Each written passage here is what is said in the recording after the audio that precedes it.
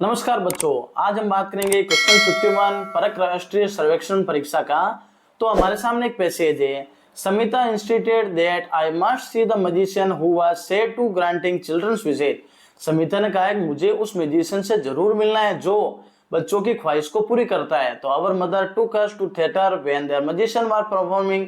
तो हमारी माताजी हमको वहां लेके गई जहां पे वो मैजिशियन उनको जादू बता रहा था। We join the long line of children waiting to meet the magician. हमने बहुत सारे बच्चों की लाइन ज्वाइन की जो मैजिशियन से मिलना चाहते थे। After what seemed like aged, यानी कोई aged, it was turn Samita I glowed as she listed her visit. अब समिता भी बहुत इंतजार कर रही थी क्योंकि उसको जादूगर से मिलना था। She came back with a delighted smile.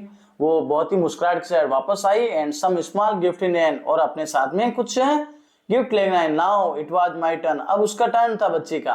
The magician asked, magician ने पूछा, have you been good this year, क्या आपके साल ये अच्छा रहा? ओ यस आई सेड, मैंने कहा बहुत अच्छा रहा। तो ये suspicious green appeared on the jolly face, लेकिन मेरे चेहरे पर एक सस्पिशियस खुशी थी। What gift would you like to have my boy? तो उस दो लड़के ने कहा कि नरेटर था ना जो लड़का, उसने कहा कि मेरा टर्न, जो मेरी बहन तो गिफ्ट लेके आ गई। अब जो वो लड़का था उसने कहा कि आपको क्या गिफ्ट चाहिए? तो sir I want a new teacher who doesn't give too much homework.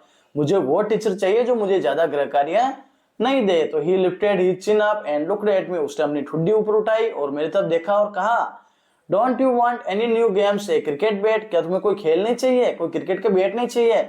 No I don't have time to play anyway, मेरे पास खेलने का समय नहीं है। With all that homework I am getting, जो मैंने होमवर्क मिला है, but he gave me only a colouring book, मेरे को एक कलरिंग बुक चाहिए। जस्ट बिफोर आई लेफ्ट, जब मैं छोड़ा वहां से, he whispered something in the air, तो उसने कुछ मेरे कान में कहा। How did he, the voice कैसी आवाज थी? द हेडमास्टर की I goes sometimes wishes do come true even they are made to a fake magician, और मुझे लास्ट में पता चला कि वो एक फेक मैजिशियन था। देखो क्वेश्चन दिया हुआ बच्चों, what could the magician have व्हिस्पर्ड in the narrator's year, narrator के कान में क्या कहा उसने? तो उसने कहा, I will make sure that you will get less homework from now on, यानी अब के बाद तुम्हें बहुत ही कम गृह कार्य मिलेगा। क्वेश्चन नंबर 1 पैसेज मैंने पढ़ के बता दिया है बच्चों। अब देखो क्वेश्चन नंबर 2 क्या है? I guess sometimes wishes do come true. तो देखो who could have been the magician, वो मैजिशियन कौन था बच्चों? तो वो नरेटर का कौन था? हेडमास्टर था, यानी वो फेक मैजिशियन कौन था? तो उसका हेडमास्टर था। फिर देखो बच्चों एक पोएम दी हुई, read the poem given below and answer the question that follow. आपकी जो लेसन में दी हो ना बच्चों, काइट वाली, पतंग वाली पोएम, तो वो पोएम आपके सामने है, आपको पोएम को पढ़ना है। फिर इस पोएम में लिया हुआ है, what does blue refer to this lines, तो ब्लू इसमें क्या कहा गया है? यानी पतंग कहाँ उड़ता है बच्चों? आकाश में उड़ता है। तो जो क्लियर स्काई है ना, साफ आकाश, वो हमारा ब्लू से रेफर किया गया है।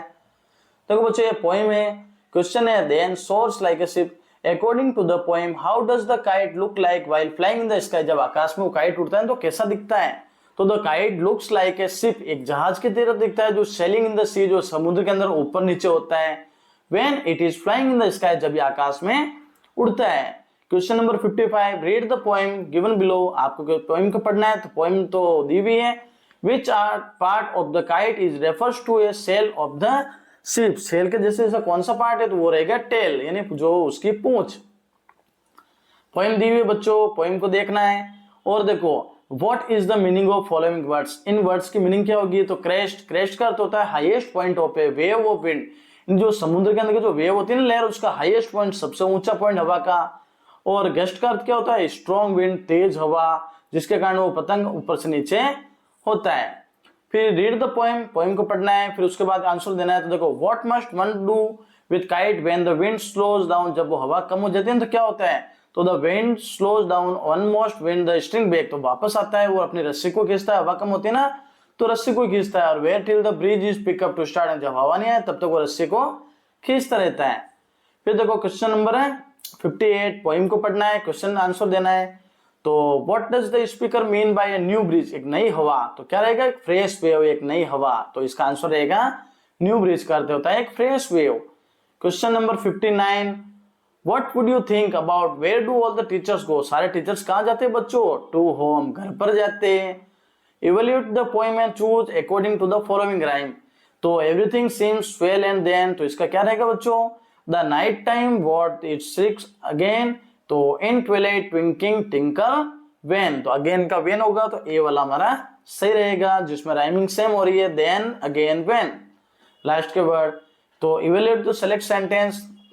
देखो क्वेश्चन क्या है बच्चों, Eid was celebrated only one day, एक दिन बनता है, the fair lasted many day, और मेले बहुत दिन चलता है, तो डी ऑप्शन है, Eid was celebrated one day but the fair lasted many day, यानी ईद एक दिन होता है लेकिन मेला बहुत दिनों तक चलता है। क्वेश्चन नंबर 62, इसमें हमें क्रम से जमाना है, तो देखो who had Jumman old property some aunt and had, तो ए वाला सही रहेगा बच्चों, A Jumman had an old aunt who had some property, Jumman के पास में एक बूढ़ी औरत थी, बूढ़ी आंटी थी जिसके कुछ प्रॉपर्टी थी। The birth place of Kalpana Chawla is, Kalpana Chawla का बर्थ प्लेस क्या होगा बच्चों, राजस्थान, पंजाब, हरियाणा या अन्य, तो हमारा सी ऑप्शन सही है बच्चों, Haryana. Why did Taro run in the direction of stream, वो उसकी तरफ जो नला था ना, तालाब था ना, उसकी तरफ क्यों जा रहा था, झरने की तरफ। He was hungry, भूखा था, He was thirsty, प्यासा था, He was nervous, वो नर्वस था या कोई नहीं, तो हमारा जो बी ऑप्शन रहेगा बच्चों, He was thirsty, वो प्यासा था, वो हमारा सही ऑप्शन रहेगा। Name the poem from which these lines has been taken, किससे कौन सी पोएम से ली गई बच्चों, तो ब्यूटी इज सीन, सुंदरता दिखाई देती है, सनलाइट सूर्य की रोशनी में, तो ये हमारे पोएम कौन सी बच्चों, ब्यूटी वाली, सी ऑप्शन से रहेगा। फिर देखो question number 66, what is the ascending order of masters while searching for his master by the dog, जब कुत्ता है ना अपने मालिक तलाश कर रहा था तो वो सही ऑर्डर क्या है, यानी सबसे पहले उसको भेड़िया मिलता है, फिर उसको भालू मिलता है, फिर शेर मिलता है, फिर आदमी मिलता है, तो डी ऑप्शन सही रहेगा।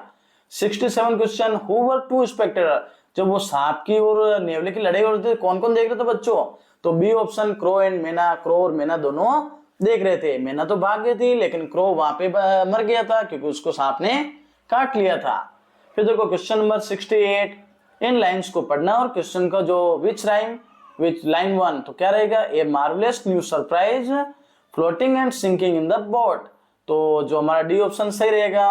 फिर देखो बच्चों 69, the elf help Patrick in the chapter, क्या एल्प ने पैट्रिक की मदद की, who did Patrick homework, Patrick का गृह कार्य किसने किया था बच्चों, तो बी ऑप्शन सही है, नो, क्योंकि उसने गृह कार्य तो किसने नहीं किया, पैट्रिक ने स्वयं में किया था, क्योंकि जो पैट्रिक को हेल्प था ना वो सब चीजें बता रहा था, इसके कारण उसने सेल्फ ही उस क्वेश्चन को किए थे। फिर देखो 70 number question, how did the students of the school spend there days with deficiency, यानी बच्चे स्कूल में कैसे सीखते हैं, किस चीज से सीखते हैं, तो वो क्या करते हैं बच्चों, लर्निंग करते हैं, यानी हैप्पीली खुश रहते हैं, सैडली दुखी, फीलिंग या लर्निंग, तो वो बच्चे क्या करते हैं, लर्निंग करते हैं, यानी वो सीखते हैं। तो इसी के साथ जो आज के हमारे जो 70 तक क्वेश्चन थे वो हमने कंप्लीट किए, तो चैनल को सब्सक्राइब करना बच्चों और वीडियो को ज्यादा से ज्यादा शेयर करना।